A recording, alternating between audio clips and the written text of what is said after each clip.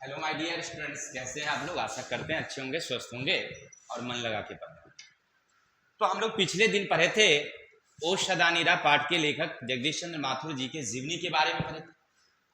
कल हमने पाठ का वर्णन किया कि ओ सदा नीरा वहाँ की गंडक नदी जो है चंपारण में, उसको नामित करके लिखा गया है। वहाँ की जो पहले की जो संरचना थी और अब की जो वहाँ की स्थिति है, इन सब के बारे में विस्तार से उन्होंने चर्चा किया था, जिसका हमने मौखिक रूप से आपको समझाने का प्रयास किया। तो आज चलते हैं, हम लोग पढ़ेंगे पाठ के जितने भी सब्जेक्टिव क्वेश्चन आंसर हैं उनका उत्तर देखते हैं। करना आपको क्या है, बस अगर आप हमारी वीडियो पर आए हैं, हमारी वीडियो आपको अच्छी लगती हो तो सबसे पहले हमारे चैनल को सब्सक्राइब कर लीजिए। बगल में एक लाइक का बटन है, वो लाइक कर दीजिए और कमेंट में एक प्यारा सा कमेंट डालिए, अपना शुभ नाम और कहां से आप हैं वो। क्लियर, इतनी बातें हो गई। अब आगे चलते हैं। दूसरा नंबर, अपने इष्ट मित्रों को शेयर कर दीजिए ताकि वो भी हमारे चैनल से लाभ ले सके। अब कुछ हम मौखिक क्वेश्चन देख लेते हैं, सब ऑब्जेक्टिव क्वेश्चन। हमने कल पढ़ा था कि ओ सदा नीरा हिंदी की कौन सी गद है, तो गद का कौन सा भाग, तो एकांकी। हमने क्या पढ़ा था, कौन सी, एकांकी। ये किससे लिया गया है, तो मेरे सपने। किससे लिया गया है, मेरे सपने, नहीं गलती, सॉरी, मेरे सपने नहीं, इसका नाम है, मैं एक सेकेंड भूल गया हूं, मैं बता दूं। बोलते क्षण। कहां से लिया गया है, बोलते क्षण से लिया गया है। ऑब्जेक्टिव क्वेश्चन याद रखिएगा, पूछता है कि ओ सदा नीरा पाठ किस रचना से ली गई है, तब बोलते क्षण से लिखिएगा। अब माथुर जी का जन्म कब हुआ था, तो 16 जुलाई 1917। मृत्यु कब हुई, तो 1978 ईस्वी। जगह कहाँ था, तो शाहजहांपुर उत्तर प्रदेश, और बिहार के शिक्षा सचिव के रूप में नियुक्त हुए थे। कुछ ये बातें। एक और क्वेश्चन ऑब्जेक्टिव में आता है कि जब भगवान बुद्ध पाटलिपुत्र से नेपाल कुशीनगर की तरफ जाते थे तो कहां से होकर के जाते थे, तो वही चंपारण में एक नदी है पंडई नदी, पंडई नदी के किनारे होकर के जाते थे। क्लियर, ये सब कुछ मौखिक बातें हैं जो आपको ऑब्जेक्टिव में पूछता है, याद रखिएगा। चलते हैं, ज्यादा समय नहीं लेंगे, हम लोग चलते हैं क्वेश्चन की तरफ। क्वेश्चन नंबर 1 क्या है, सुनना।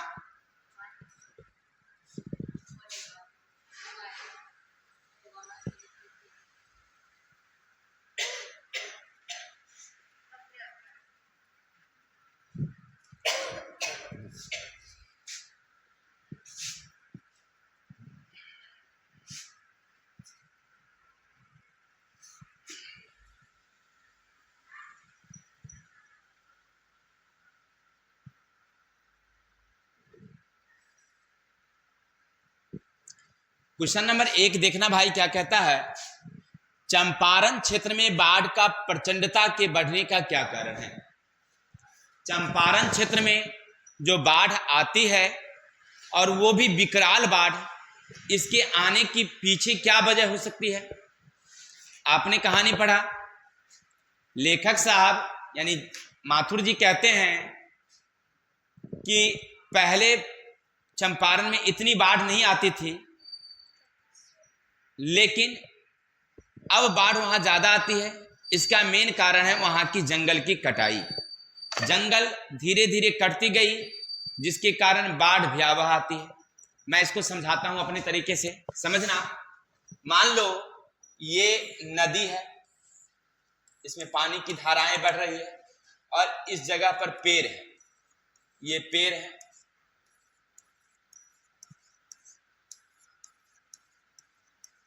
क्लियर। अब जब ये पानी की धारा इस तरफ बढ़ेगी तो पेड़ जो होती है ना, मिट्टी को पहले जकड़े रखती है, तो मिट्टी को छोड़ती नहीं। और जब पानी की धारा इधर आएगी ना, तो जितने पेड़ है ना, वो सब पेड़ की पानी की धारा को क्या कर देती है, कम कर देती है, क्योंकि ठोकर मारेगी तो पानी की धारा को वो कम कर देती है। बाढ़ आएगी लेकिन उतनी विकराल नहीं आएगी जितनी अभी आती है, क्योंकि जब वहां पर पेड़ नहीं है तो वह तेजी से भागती है, तेजी से भागती है और भागने के कारण वह क्या करती है, ज्यादा प्रभाव डालती है। लेकिन अगर पेड़ रहेगा तो पानी आएगी लेकिन धीरे धीरे आएगी, धीरे धीरे लौटेगी, तो इससे ज्यादा प्रभाव नहीं पड़ता है। तो बाढ़ के प्रचंडता का कारण क्या है मेरे भाई, पेड़ का कटना। आंसर क्या लिखोगे, लिखेंगे कि चंपारण में जो गंडक नदी है उसके दोनों ओर काफी पहले पेड़ थी, जंगल धीरे धीरे कट गए, इसीलिए अब बाढ़ वहां प्रचंड रूप में आती। बाढ़ के प्रचंडता का मुख्य कारण वहां के जंगल की कटाई है। आशा करते हैं आप लोग 1 नंबर क्वेश्चन समझ गए होंगे। चलते हैं क्वेश्चन नंबर 2 की तरफ। इतिहास में कीमियाई प्रक्रिया का क्या अर्थ। देखिए, कीमियाई का मतलब होता है बदलना, कीमियाई का मतलब बदलना, परिवर्तन। पहले चंपारण में कोई ऐसी नई जनजाति नहीं रहती थी, वहां के जो मूल निवासी थे वही थे। लेकिन जब अंग्रेज आई तो वहां कृषि कराने के लिए थारू जाति, धांगर जाति और भुइया जनजाति को वह लाई। जब वहां लाई तो वह वहीं रह गई ना, वहीं बस गई और अपनी परंपरा रीति रिवाज को बनाए रखी। तो वहां एक नई प्रजाति, नई जीव माने गुण का नए भाग का जन्म लिया वहां पर। इसी को कहते हैं कीमियाई। क्या कहते हैं हम लोग, ये विज्ञान का एक शब्द है कीमियाई, जिसका मतलब होता है परिवर्तन। विज्ञान में क्या होता है, बदलाव, परिवर्तन। जैसे आप देख रहे हैं कि मान लीजिए पारा है ना, पारा मरकरी, उसको सोने में बदलने की प्रक्रिया होती है तो वो कीमियाई कहलाती है। ठीक उसी तरह जब वहां पर चंपारण में लोग आए, अपने रीति रिवाज को बनाए रखे, तो एक नई परंपरा का वहां जन्म हो गया, तो इसको कहा गया है कीमियाई। चलिए आंसर क्या लिखोगे, लिखना कि चंपारण में पहले मूल निवासी थे, लेकिन जब अंग्रेज वहां आई तो वहां पर कृषि करने के लिए थारू जाति, धांगर जनजाति और भुइया जनजाति को लाई। उन लोगों की जो अपनी परंपराएं थी वो बनाए रखी, जिससे चंपारण में एक नई परंपरा का जन्म हुआ। इसको कहा गया है कीमियाई प्रक्रिया। आशा करते हैं आपको ये क्वेश्चन समझ में आया होगा। इसमें रटने की क्या बात है, सब समझ लीजिए, एक बार सुनिएगा याद हो जाएगा, ध्यान से खाली सुनिए। क्वेश्चन नंबर चलते हैं 3 की तरफ। धांगर शब्द का क्या अर्थ है। क्वेश्चन क्या कह रहा है मेरे भाई, धांगर। तो आपने पढ़ा पीछे कि धांगर का मतलब होता है भारे का मजदूर। किस भाषा में, उराव भाषा में। तो आप लिखिएगा आंसर क्या, धांगर शब्द का क्या अर्थ है। तो लिखेंगे धांगर शब्द का अर्थ है उराव भाषा में भारे का मजदूर। ठीक है, धांगर शब्द का अर्थ है उराव भाषा में भारे का मजदूर। क्योंकि भारत में जब अंग्रेजों का शासन था तो अंग्रेज चंपारण में कृषि करने के लिए छोटा नागपुर के पहाड़ी क्षेत्रों से कुछ वहां की जनजाति को भारे पर ला करके यहां ला करके बसा दिया था। कौन कौन जनजाति, तो उराव जनजाति, मुंडा जनजाति, संथाल जनजाति। इन सब जनजातियों में से कुछ लोगों को वो लिया भारे पर कि चलो तुम चंपारण में कृषि करना, तुमको हम मजदूरी देंगे। तो यही भारे का मजदूर, ठीक है। तो उसको यहाँ लाया, तो यहाँ उसका नाम रखा गया कौन सी, धांगर। क्या नाम रखा गया, वहां थी उराव, वहां थी मुंडा, लेकिन जब वह चंपारण में आई तो उसका नाम हो गया धांगर, और यहीं रहने लगी तो धांगर के नाम से ही जाना जाने लगा, क्योंकि उसे कहा गया किराए का मजदूर। ठीक है, आशा करते हैं आपको इतनी बातें। तो धांगर का मतलब भारे का मजदूर। चलते हैं क्वेश्चन नंबर, थारुओं की कला का परिचय पाठ के आधार। हमने कल चैप्टर पढ़ाया, आपने सुना, बहुत अच्छी बात है, सुनने के लिए बहुत बहुत धन्यवाद। अगर क्वेश्चन देख रहे हैं तो इसको थोड़ा सा ध्यान से सुनिए। उसमें जब जगदीश चंद्र माथुर जी जब वहां गए थे, कहाँ, चंपारण, तो वहां के जनजातियों से मिलने के बाद उनकी इच्छा हुई कि इनके विशेष कला संस्कृति के बारे में जानने के लिए उन्होंने कहा कि आप लोग एक सांस्कृतिक आयोजन कीजिए। जब सांस्कृतिक आयोजन हुई तो उन्होंने देखा कि जो थारू जनजाति थी वह सीक लकड़ी होता, लकड़ी के रंगीन रंगीन डलिया बनाते थे, जिसमें वह अनाज रखने का काम करते थे। उनकी एक परंपरा ये। दूसरी परंपरा उन्होंने ये देखा कि उनकी जो नवेली बहू होती है, बधू, वो क्या करती है, अपने माथ पर एक पीढ़ा रखती है और उसके ऊपर वही सीख की बनी हुई डाली रखती है, रंगीन डालियां, जिसमें लाल ब्लू पीला रंग की जो है सीख से बना रहता था, उसमें भोजन रखती है और ठमक ठमक करके धीरे धीरे जो है वह चलती है, अपने प्रियतम के लिए भोजन लेकर के जाती है। ये परंपरा बहुत ही उनका अच्छा लगा। तो थारुओं की दो परंपराएं, लेखक साहब जगदीश चंद्र माथुर कहते हैं पाठ में कि थारुओं की कला का परिचय, तो लिखेंगे थारू की कला बहुत महत्वपूर्ण है। वह घर में बैठे बैठे सुंदर से सुंदर आकृति बना देते हैं और कहते हैं उनके बारे में कि वो परंपरा जो है, कला जो है, ऐसी कला है कि बहुत ही रोचक अद्भुत कला है। क्योंकि वो क्या करते थे कि सीख के समान बनाते थे सुंदर सुंदर आकृतियां, साथ ही साथ वह नबी बहू वाली कहानी जो आपको हमने सुनाया वो लिख दीजिएगा, आंसर आपका क्लियर। तो आशा करते हैं ये क्वेश्चन आपको समझ में आ गया। चलते हैं क्वेश्चन नंबर मेरे भाई 5 नंबर क्या सुनना। क्वेश्चन 5 है, अंग्रेज नीलहे किसानों पर क्या अत्याचार करते थे। अब ये तो जग जाहिर है कि अंग्रेज जब भारत में आए थे और खास करके जब चंपारण में आए थे तो हम लोगों पर अत्याचार करते थे। उन्होंने लगाया था 3 कठिया नियम। क्या लगाया था? 3 कठिया नियम, कि जितने भी किसान हैं जिनके पास 1 बीघा जमीन है उनको 3 कट्ठा में आपको नील की खेती करना है, और न करोगे तो लतियाया जाएगा। उनको जबरदस्ती मारा पीटा जाता था, उनसे जबरदस्ती खेती कराई जाती थी, उनके घर में आग लगा दिया जाता था झोपड़ी में।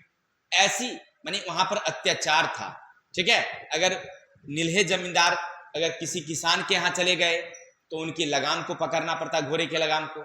इतना ही नहीं, उनके लिए हाथी का प्रबंध हो तो उनके लिए चंदा देना हो, घर में कोई फंक्शन प्रोग्राम हो तो पहले नजराना उनके यहाँ भेजना पड़ता था। ये नीलहे जमींदारों की क्या थी? अत्याचार थी। क्लियर? तो आप क्या लिखेंगे? लिखेंगे चंपारण में नीलहे जमींदारों का अत्याचार बहुत ज्यादा था। वो किसानों से 3 कट्ठे में नील की खेती करवाना अनिवार्य मानते थे और खेती करवाते थे, जबरदस्ती करवाते थे। और जो नील का उत्पादन होता है उसको मनमाने ढंग से खरीद लेते थे, जिससे किसानों को कोई ज्यादा लाभ नहीं मिलता था। नहीं करने पर उन्हें मारा पीटा जाता था, उनकी झोपड़ी में आग लगा दी जाती थी।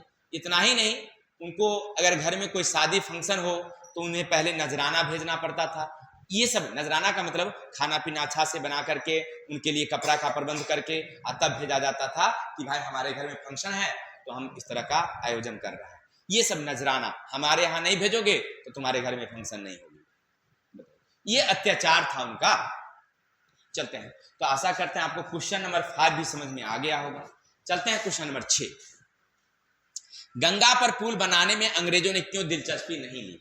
देखिए, जब हमारे देश में 1917 में जो चंपारण सत्याग्रह चल रही थी उस समय गंगा पर पुल नहीं थी। वहां से चंपारण से कनेक्ट करने के लिए, तो क्यों नहीं, आखिर क्यों पुल नहीं बनी थी?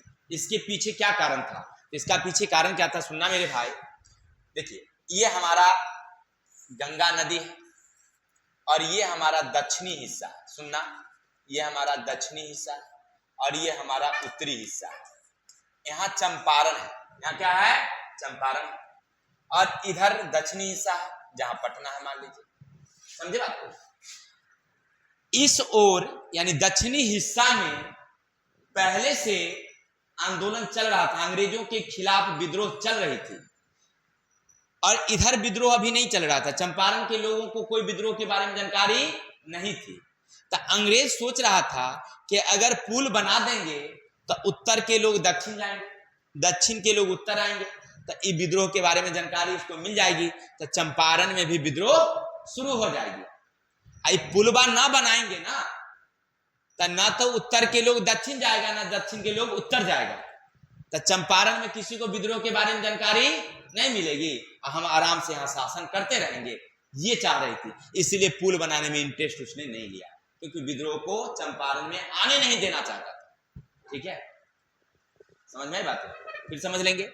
दक्षिण में अंग्रेजों के खिलाफ विद्रोह शुरू था और उत्तर में अभी तक चंपारण में विद्रोह नहीं शुरू था। तो अंग्रेज सोच रही थी कि अगर गंगा नदी पर पुल बना देंगे तो दक्षिण बिहार के लोग उत्तर आ जाएंगे और उत्तर बिहार के लोग दक्षिण चले जाएंगे, आने जाना शुरू हो जाएगा। परिणाम क्या होगा कि दक्षिण का विद्रोह कहां शुरू हो जाएगी? उत्तर में हो जाएगी, चंपारण में हो जाएगी। और वो सोच रही थी कि अगर हम पुल नहीं बनाएंगे तो विद्रोह यहाँ चंपारण में नहीं आएगी, हम आराम से चंपारण में शासन करते रहेंगे। यानी दोनों को कनेक्ट नहीं करना, पुल नहीं बनाना, ये उनका मूल उद्देश्य था। इसीलिए उन्होंने दिलचस्पी नहीं दिखाई। तो आशा करते हैं आपको ये भी क्वेश्चन समझ में आया। ये कोई क्वेश्चन रटाई क्या चीज है, ये तो आराम से सुनिएगा, एक बार याद हो जाएगी।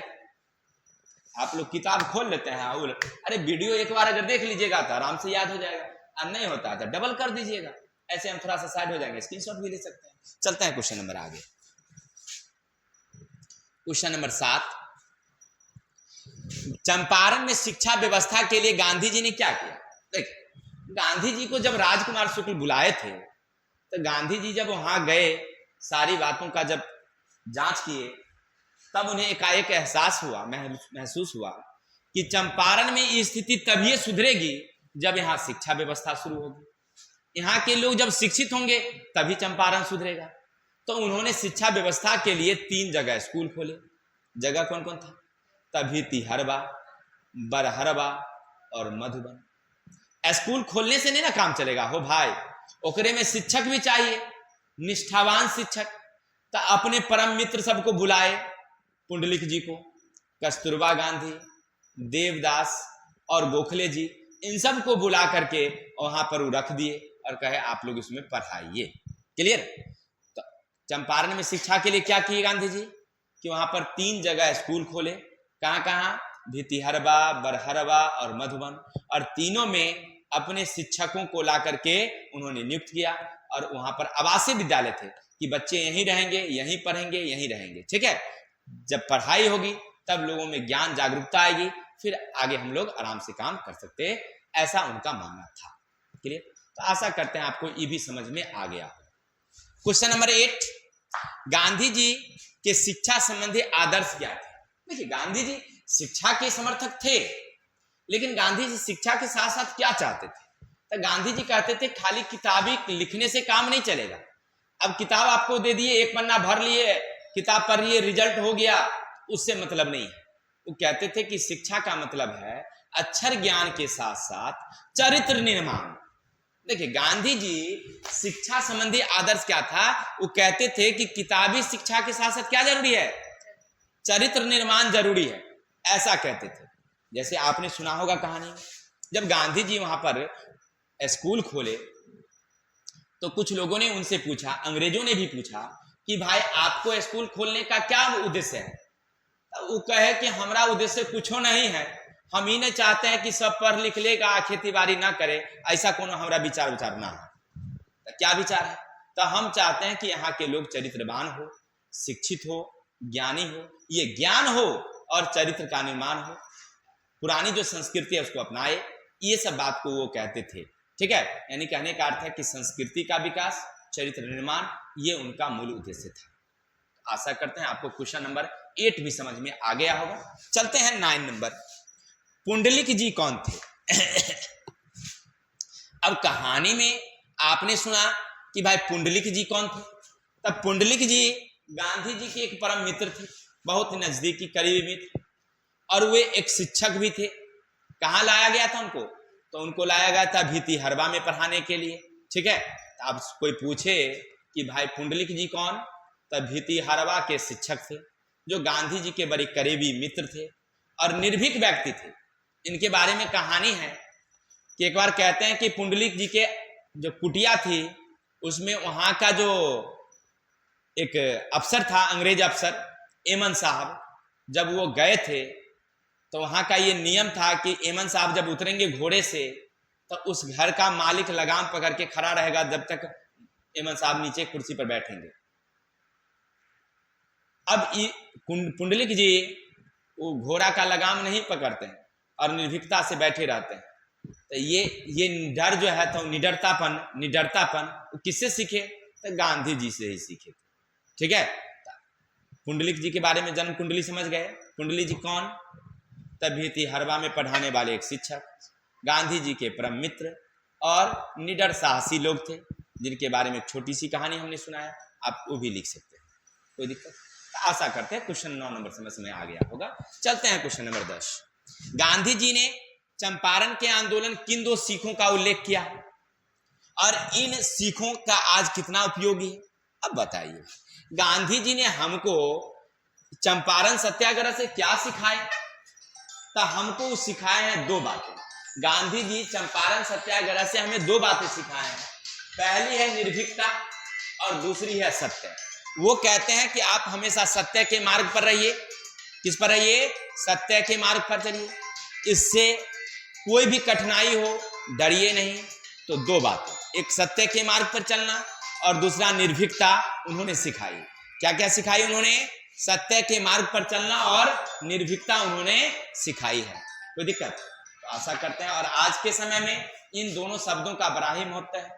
सत्य के मार्ग पर चलना और निर्भीकता, ये दोनों हमारे लिए बहुत जरूरी है। इसीलिए गांधी जी हमें इस आंदोलन से दो बात सिखाई और इसका हमारे जीवन में बहुत उपयोग है। कौन कौन? तो सत्य के मार्ग पर चलना और निर्भीकता। ठीक है, तो आशा करते हैं आपको ये 10 क्वेश्चन समझ में आए होंगे। क्वेश्चन बहुत ज्यादा है तो हमने शॉर्ट शॉर्ट करके 10-10 करके क्वेश्चन लिया है। कल बाकी सारे क्वेश्चन हम लोग देखेंगे। तब तक के लिए विदा लेते हैं। जय हिंद, जय भारत।